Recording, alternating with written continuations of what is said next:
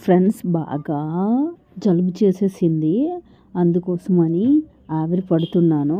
చాలా అంటే చాలా జలుబు చేసింది. ఫీవర్ కూడా వచ్చేసింది. సమ్మర్ కదా, ఎండకు అస్సలు తట్టుకోలేకపోయాను.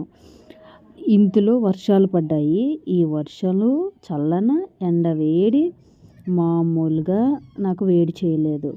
బాగా వేడి చేసి జలుబు చేసి ఇదిగోండి ఆవిరి పట్టే పరిస్థితి వరకు వచ్చేసింది.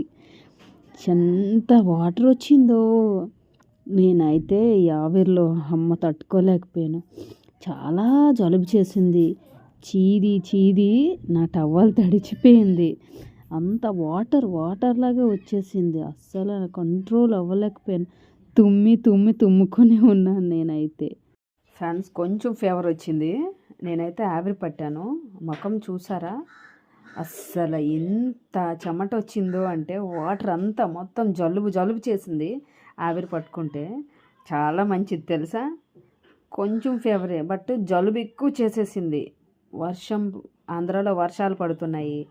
తర్వాత ఎండలు భారీగా ఉన్నాయి.